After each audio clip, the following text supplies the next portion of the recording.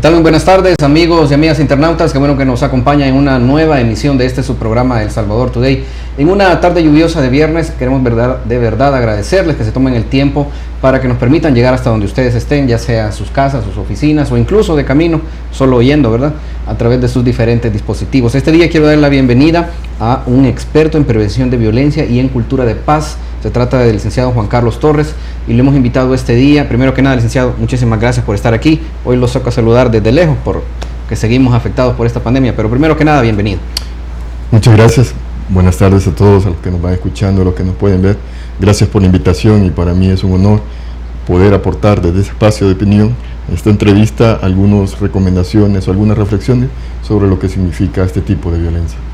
Perfecto, muchísimas gracias. Como le decía, él es experto en la prevención de la violencia y cultura de paz, un tema que en los salvadoreños necesitamos ponerle muchísima más atención de lo que lo hemos hecho en días recientes. Y es que este día, pues, el Observatorio de Violencia de Hormuza liberó un estudio, ¿no? un poco de información sobre el fenómeno de violencia en los primeros 6 meses del año, y resulta preocupante porque se destaca precisamente en este informe que 4 mujeres solicitaron consulta médica por violencia sexual durante todos los días de los primeros 6 meses de este año. Eso debe darnos una indicación de que nuestro país tiene, sabemos que El Salvador vive en una especie de constante crisis en diferentes aspectos, pero uno de los que siempre nos ha afectado más ha sido la violencia, y no puede haber peor violencia que la que se genera en el hogar, dentro de lo que debería ser un círculo de amor, de protección. Cuando esto se torna violento, tenemos que entender que la familia se está degenerando, y la familia como base de la sociedad pues implica prácticamente un desmoronamiento de toda la sociedad, y es precisamente lo que queremos atender hoy. Licenciado, hay un factor que se ha mencionado mucho, pues evidentemente desde el inicio de la pandemia, y es que este encierro ha sido un factor que ha elevado los casos de violencia en contra de la mujer, específicamente violencia en el hogar, digamos, que es sin duda lo que más preocupa. Quisiera aprovechar su presencia, primero que nada, para confirmar o desmentir si es así el fenómeno que se ha dado. ¿Tenemos más o menos casos de violencia durante este encierro? Pues también consulté, digamos, porque el único observatorio que tenemos aquí en esos temas es el que tiene Hormuza y que lo apoyan las organizaciones feministas, ¿verdad? Desgraciadamente, antes en el gobierno había el OCAVI, que era el Observatorio de Violencia, que veía varios tipos de violencia, incluso el Observatorio de Violencia Metropolitana, pero se ha abandonado mucho ese tema, y es importante que las familias reconozcan que estamos en medio de la pandemia, estamos en una crisis relacional, una crisis de violencia, y nos hemos dado cuenta que no estábamos preparados para convivir, y convivir significa vivir con, es decir, formar un hogar no solamente es una relación de pareja o que voy a tener hijos, va a procrear y todo lo demás, sino es aceptarse como somos, con nuestros caracteres, con nuestra forma de ser.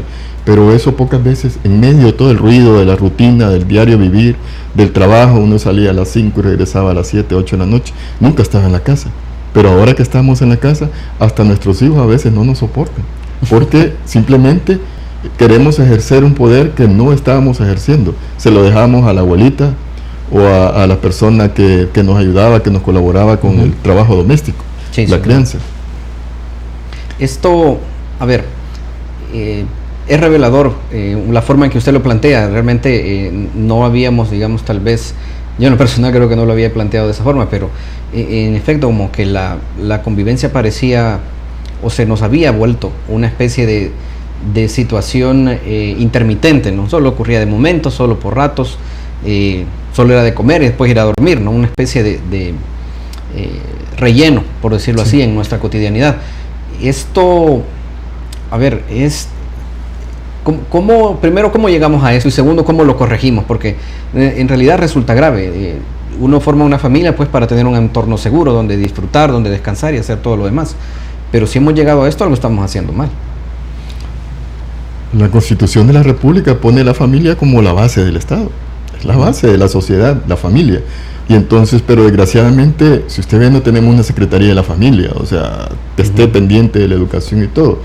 Y es importante que las personas reconozcan la violencia, que la puedan identificar, porque el problema es, una de las razones que estamos teniendo con la violencia, es que no la hemos sabido identificar. Entonces, violencia es el uso o abuso de la fuerza o del poder con intención de hacer daño físico, psicológico, patrimonialmente incluso, entonces, o verbal, ¿vea? Y entonces, a veces esos empujoncitos, esos regañones, esas levantadas de voz, esos insultos, esas leyes de hielo, mira, decirle a tu mamá que me sirva la comida, o que me traiga tal cosa, o decirle a tu papá que ya está la comida. Y entonces toda esa serie de pequeños roces que se van teniendo en la familia y que se naturalizan, invisibilizan, y uno se vuelve a veces hasta cómplice, porque ve la violencia y se va callando, y la va queriendo ignorar y se va haciendo. Pero llega un momento en que el camino ancho se va estrechando, y justamente la pandemia nos ha venido a estrechar el camino. ¿Cómo corregimos eso? Bueno, cuando usted dijo el tema de prevención de violencia, yo me especializo un poco en los temas de cultura de paz, y la cultura de paz la hacemos a través de la gestión del conflicto. Los conflictos, la gente le huye a los problemas. Cuando tiene un conflicto, un problema, a veces lo huye, y lo que hacía antes, cuando uno tenía problemas en el hogar, se quedaba más tiempo en el trabajo. ¿Sí? Llegaba más tarde, se iba con los amigos, hasta que solo llegaba a dormir, a comer y a dormir, para evitar ese problema, y nunca lo enfrentaba. Pero ¿qué pasa ahora que no podíamos salir? Entonces nos quedamos sin opciones, pero no teníamos herramientas sociales o de convivencia para poder articular estos problemas, para poder gestionarlos. Paz, en su palabra originaria, significa armonía. Entonces la paz es la armonía que tienen los seres humanos al momento de la convivencia. Y los conflictos pueden ser negativos o positivos. Los conflictos son inherentes a las personas. A veces la gente le huye, como dicen, no quiero tener conflictos con nadie. No.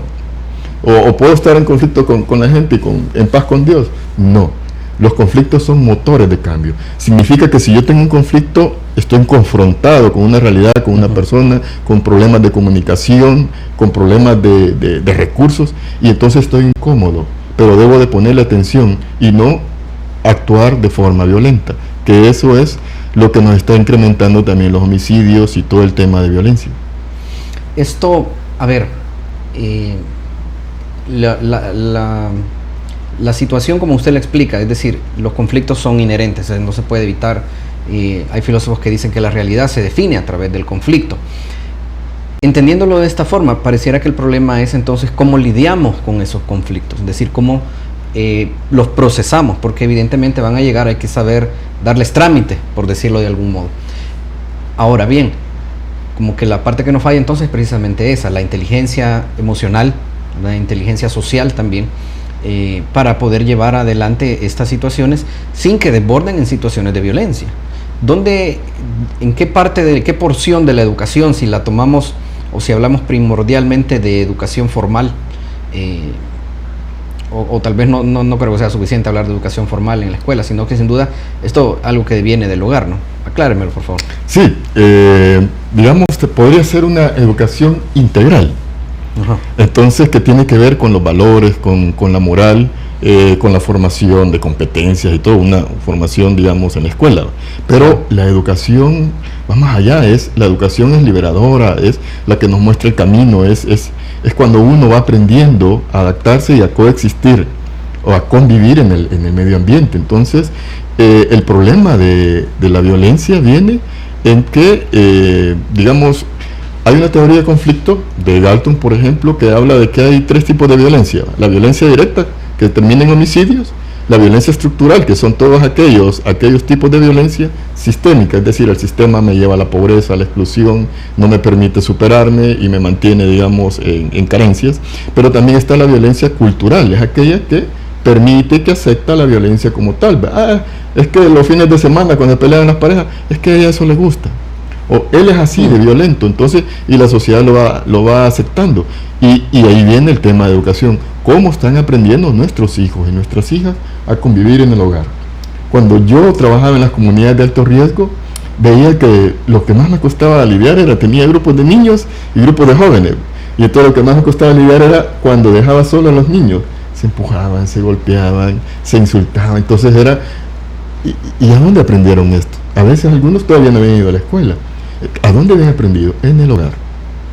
Cuando un papá resuelve todo con el cincho, con el golpe, con el insulto, o cuando se pone bolo y evita los problemas, entonces, ¿qué le están transmitiendo? ¿Qué le está enseñando a los hijos? Que así se resuelven los problemas. Que así se resuelven los problemas. Y así, por eso es que tenemos muchas familias violentas, comunidades violentas, donde el vecino más fuerte, el que impone, el que saca la pistola, es el que se hace sentir bien. Y entonces, claro, el hijo lo está viendo, los muchachos lo están viendo, y bueno, ahí viene otro tipo de violencia, que ya es una violencia que escala a niveles de criminalidad. Pero todo pasa por la educación en el hogar, en la familia. Muy bien, ¿y cómo entonces nos preparamos, si estamos inmersos en esta situación, si así lo hemos aprendido? Y de esto vamos a hablar más adelante, si hay tipos de violencia que se nos hacen incluso invisibles porque la vemos como natural. ¿Cómo empezamos a cambiar esta situación? ¿Cómo logramos ese nuevo enfoque, ese cambio de marco de referencia para poder actuar de otro modo? Muy buena pregunta. ¿Cómo? Cuando estamos llenos en una atmósfera, cuando respiramos violencia todos los días, ¿cómo darnos cuenta de que existe que podemos respirar un oxígeno puro, una paz tranquila y que podemos aspirar a eso? Muchas personas que nos están viendo, que nos escuchan, esa paz o ese oxígeno lo buscan en la iglesia.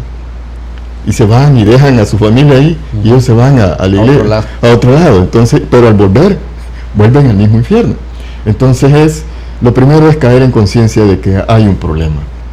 Un problema significa obstáculo, que hay un obstáculo que me impide a mí ser feliz plenamente.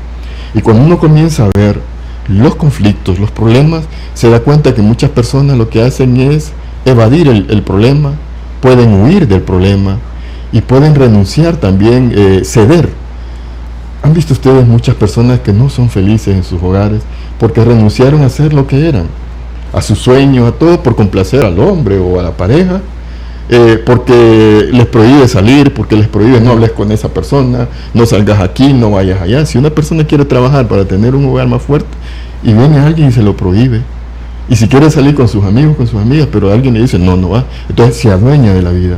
Y ese renunciar para que otro sea feliz, eso es al final va acumulando esa presión. Entonces, cuando uno se da cuenta que de verdad no está bien, cuando cae en la cuenta es cuando debe de comenzar a ponerle atención a los tipos de violencia. ¿Por qué me gritan? Si podemos hablar. ¿Por qué me golpean? No. Entonces poner un alto. Pero, y esto viene, es importante en los hogares. Cuando una mujer se empodera, cuando ya se cansa de que el marido la esté empujando, le insulte, la menosprecie y todo, cuando se cansa y le dice hasta aquí nomás llegamos. Entonces lo primero que hace el marido es pensar, vos tenés a otro, vos me estás engañando, y comienza y el acoso, mandame una foto donde está, y si la persona cede a esas cosas, ya le ganaron el valor. Lo que deben de hacer es buscar el diálogo. Hay herramientas para la gestión de conflictos como el diálogo, la negociación, el consenso, por ejemplo. Mira, no estamos de acuerdo con eso. Pero ¿cómo se llevan esas herramientas, digamos, a personas, primero con trabajos o subempleos, con necesidades tremendas, con niveles de educación muy escasos, ¿verdad? Y como lo decía, en medio de un país tan violento como es El Salvador, y más ahora en medio de esta pandemia que nos tiene a todos frenados en algún grado, en mayor o menor grado? ¿Cómo se hace llegar esas herramientas de conflicto? Porque eso no es algo que vamos a, no sé, tal vez alguna ayuda, alguna impulso se pueda dar a través de espacios como este, ¿no? Pero es difícil en realidad que alguien interiorice esa posibilidad, ese entendimiento para evitar, para cambiar de hecho actitudes, ¿no? Actitudes que ha tenido tal vez toda la vida. Hablamos por decir algo, por hablar de gente joven que tal vez ya se acompañó, ya formó un hogar. En El Salvador sabemos que la madre promedio tiene 15 años. Sí. Entonces estamos hablando de personas de 18, 19, 20 años con un poco de suerte ya están formando un hogar y probablemente ya están inmersos en estas situaciones. Sabes que esa es una de las razones por las que yo vine a la entrevista.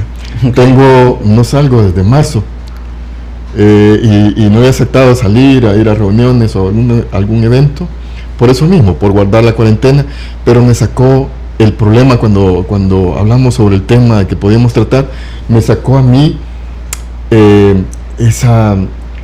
ese sentimiento de poder aportar algo, porque hay muchas mujeres que están siendo golpeadas en sus hogares, sí. Muchos hijos, por ejemplo, ahorita los niños están sufriendo en sus hogares, esos niños que tenían una vida y que de repente les cambió y están encerrados en un cuartito de 1 metro por 1,50 y no pueden salir. ¿Y cuánto tiempo llevan ya?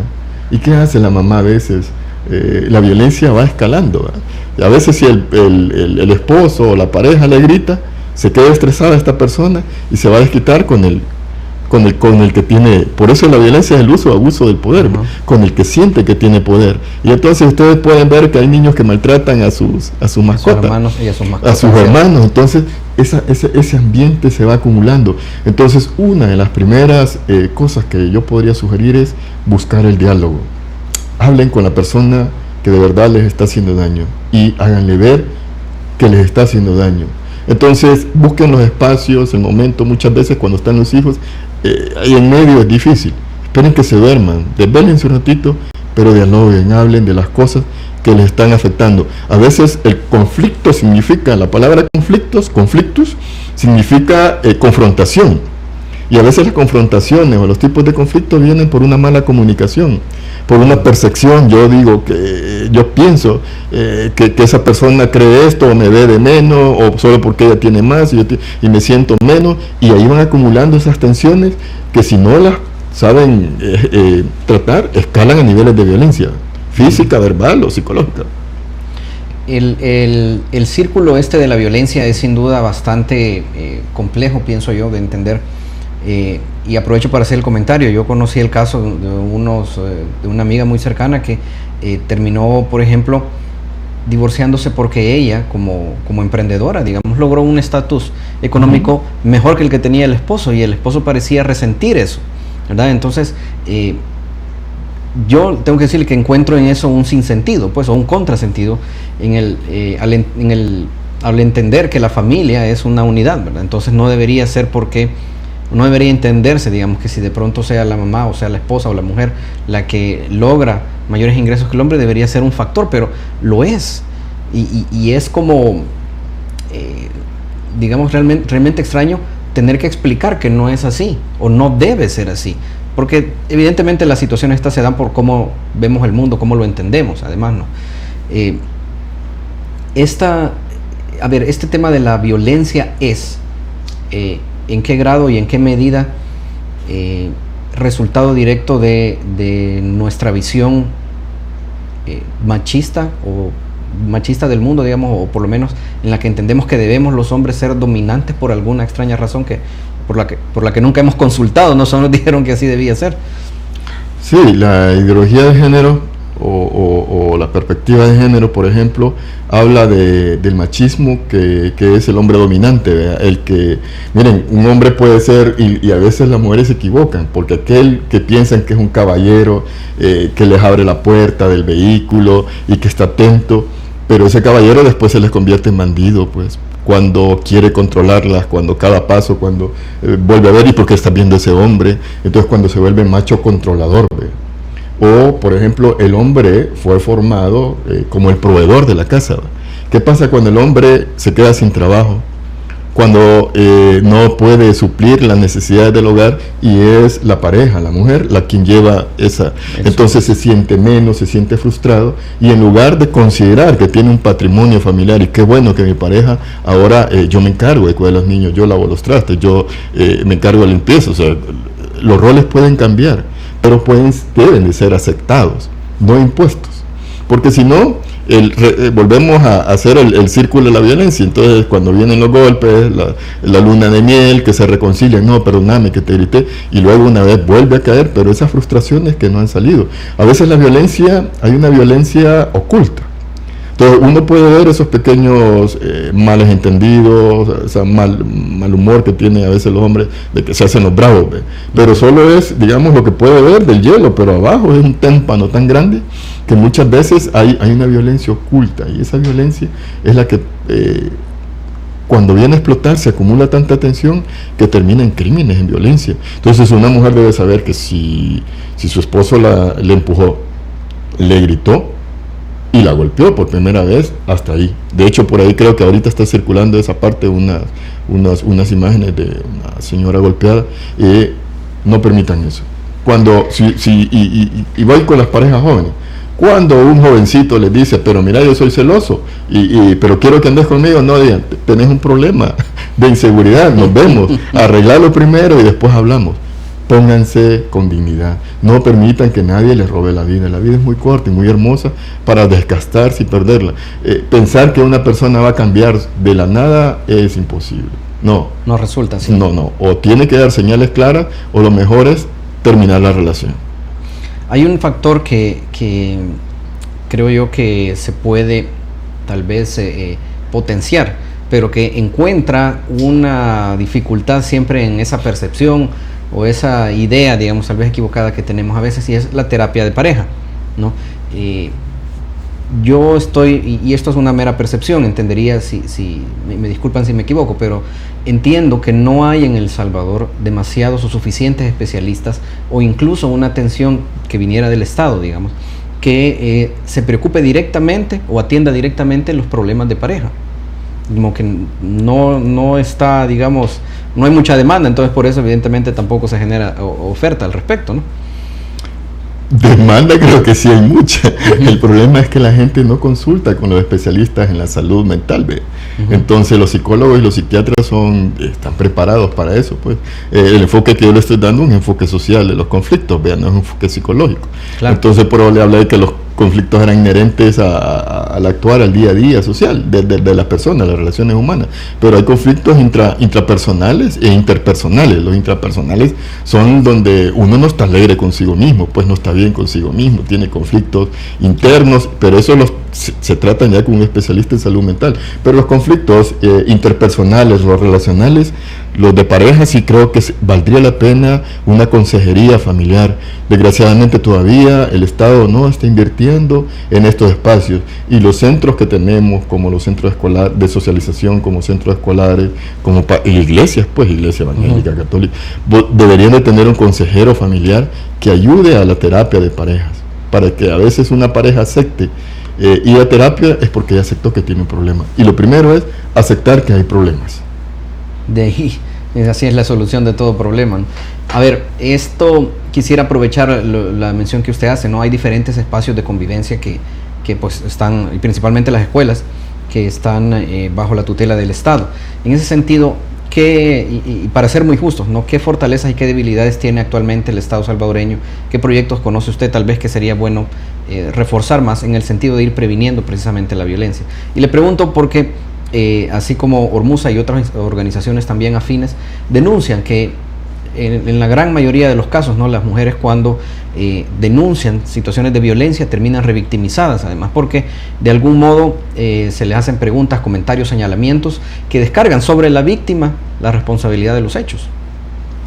Yo creo que aquí satanizamos mucho la parte del trabajo de las feministas. Entonces, cuando hablaban de violencia de género, de relaciones de género, todos los hombres nos poníamos así, ¿verdad? De hecho, yo pasé como un año en formación en el ISDEM, cuando estaba la señora Soy la Inocente en el ISDEM. Me costó que ¿cómo se llama? Me reeducaran, porque renunciar a la violencia como primera opción no es fácil. Cuando uno ha sido educado en un ambiente machista, patrimonial, donde el macho tiene que decidir, ¿ve? Entonces eso cuesta, hay que deconstruirse, le llama a algunos especialistas, deconstruirse y reconstruirse, pero eso no es un proceso tan fácil.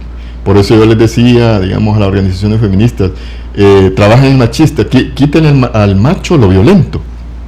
Porque lo machista de los hombres es una identidad que nos dan, ¿ve? Hasta cómo caminar, cómo sentarnos, cómo pararnos, cómo hablar frente a los amigos, o las historias que contamos. Pero cuando estamos en la intimidad en la casa, a veces uno llora, pues. Pero que le enseñen a llorar, o que un hombre llore frente a sus hijos, que se quiebre, eso es bien difícil. Por eso es que muchas veces los hombres padecemos del corazón, porque nos guardamos todos los sentimientos. Y ojo, las esposas, las mamás, cuando llegue el hombre a trabajar, ¿ve? Si a ustedes les toca estar como amas de casa, les toca el rol más importante, que es cuidar a los hijos. Y cuando llegue, entonces lo primero que hacen es, mira, este se portó mal y hay que zamparle y todo. Entonces el papá nunca tiene chance de abrazar a sus hijos, llega a regañar. Y no estoy diciendo que se desatienda de la autoridad que le corresponde. Entonces esto quiere decir que en la familia hay que hablar y ver cuando se dialogan, cuando se tratan los problemas de rebeldía con los hijos y no dejárselo solo a una persona, porque ese siempre va a ser el ogro, el amargado, y en toda la amargada, ¿verdad? Y el que no está en la casa, el que le toca resolver a veces los problemas de relación entre los hermanos. Sí, correcto. Entonces lo mejor ahí es hablar de los problemas. Fíjate que está pasando esto y esto. Hablemos ya con el niño, con la niña, pero en pareja, que los vean unidos, pero que no les vayan a jugar, porque los hijos son astutos, ¿verdad? Si ven que uno es más blandito que el otro, entonces en quien se van a refugiar es en el más blandito. Y aunque el otro parezca duro, pero realmente yo les digo, yo tengo 2 hijos y yo los abrazo y los amo, estoy enamorado de mis hijos. Y entonces, y dicen que los papás no tenemos el sentimiento materno, no, tenemos sentimiento paterno. Y que es hermoso, pues. Pero, y ahí viene la otra parte que hablamos, fíjese, cuando las parejas jóvenes se acompañan. Entonces hay que enseñarle a las señoritas, a los jóvenes, que no necesitan casarse o tener una pareja para salir adelante. Pueden ellos fácilmente, mientras estén solteros, estudiar, trabajar, hacer todo su patrimonio y no depender ni necesitar de nadie. Una de las violencias que más afecta en la pareja es la dependencia económica. Es que si no me da, entonces, y también el abusador sabe que si le niega el pisto, la va a tener ahí o lo va a tener ahí quietecito. Entonces, esa es una de las violencias importantes que hay que ponerle atención. Ok. Hay una situación también que, como lo decía antes, las organizaciones feministas la han denunciado, y es esta, digamos, atención que reciben primero en fiscalía y en policía, ¿no? Estas primeras atenciones, estos primeros frentes de atención a estos problemas, ¿cómo deben prepararse? ¿Qué clase de herramientas necesitan? Bueno, y también hablo, digamos, del número, porque hay una gran cantidad de delegaciones policiales, en realidad desconozco cuántas son, pero no todas tienen el personal necesario, preparado y entrenado para atender este tipo de violencia sexual en contra de las mujeres. Fíjense que hay muchas organizaciones. Yo he trabajado un poco cerca a Oxfam, por ejemplo. Estuvimos hablando con un proyectito de educación para la familia, de la prevención de violencia y la gestión del conflicto, y allí le hicimos un trabajito interesante que era de cómo preparar la familia para atender este tipo de conflictos, para mediar entre esto, cómo negociar, cómo dialogar, cómo arbitrar los problemas en la familia. Y no hablo solamente de la pareja, en la familia, porque también con los hijos se dan problemas. Y entonces luego viene, o sea, la cooperación tiene en los objetivos de desarrollo del milenio, están en los ODS, están por ahí también, ahí hay elementos que pueden sumarse, y yo creo que las instituciones de gobierno deben de ser las primeras en ser formadas. Ahora que están hablando de la nueva Fuerza Armada, Ministro de Defensa, formación en derechos humanos, formación en equidad e igualdad de género, es decir, para que el macho militar, el soldado, no salga con el fusil. Recuerden que uno de los que más se suicidan, se están suicidando, son policías, también soldados, que no logran, cuando tienen problemas con su pareja, se zampan un tiro, pero antes ya le dieron el tiro a la pareja. Eso no puede seguir pasando. O se suicidan porque no pueden lidiar con el problema. Entonces, y luego viene la revictimización. Cuando una persona, sépanlo y ténganlo claro las instituciones, cuando una mujer llega a pedir ayuda a una delegación policial o tome el valor para agarrar un teléfono y denunciar el abuso, el maltrato, esa mujer ya dio el primer paso. Por favor, no tronquen ese espíritu, no la revictimicen. Y le gustó, y le dolió, y se despierta el morbo. Yo les digo, cuando he formado, porque colaboré con lo que eran CIVI, los Comité Interinstitucional de Prevención de Violencia Intrafamiliar, con ellos formamos a muchos agentes de la policía. Los formamos a honores pues, porque era una contribución de nosotros, pero era para que supieran resolver sus problemas. Porque normalmente un hombre uniformado, el militar lo forma con el carácter, ¿verdad? Que agarre y lo maltratan y le ponen el chicharrón y todo, pero también no le trabajan la parte del respeto a los derechos humanos y también el valor de la familia. Un policía, un uniformado que va a arriesgar su vida y que va a proteger a cuánta familia y que no puede proteger su familia, está fallando. Y entonces ahí vienen las instituciones que deben de primero poner como requisito: todo aquel que quiera ser agente de la Policía Nacional Civil debe tener un curso por lo menos de 6 meses en género. Y el militar, dentro de la currícula de formación, desde el nivel básico hasta el militar de jineta, debe tener también una. Y eso puede ser desde el gobierno. Ahora que creo que ya está la nueva directora del ISDEMO. Entiendo que sí. Sí, entonces creo que esa es la primera, pero de verdad, pónganse las pilas, hay que hacer algo. Excelente. Licenciado, quiero agradecerle muchísimo el tiempo que nos ha dedicado hoy. Lastimosamente, siempre estos programas se nos quedan cortos. Espero que nos pueda acompañar más adelante, porque no deja de preocupar en el país, ¿no? Lastimosamente, el tema de la violencia sigue presente, y creo que en la medida en que podemos hablar abiertamente de eso, también podemos en conjunto, ¿no?, como sociedad, encontrar una solución y saber que no debemos permitir que porque lo hemos visto así, entendernos, tratar de razonar un poco más, no aceptar las cosas solo como las vemos o nos dicen, para entender que esta situación de violencia tiene que irse cambiando, ¿no? No se puede estar transmitiendo más de una generación a otra, porque eso cuesta vidas, literalmente. Sí, quizás, si me permite, solamente a las personas que tienen problemas en la familia, evalúen, no confronten si consideran que llevan una desventaja, sean astutos, piensen, tomen la pausa, porque confrontar con alguien que tiene el poder para hacerle daño a uno no es una opción, más si está encerrado.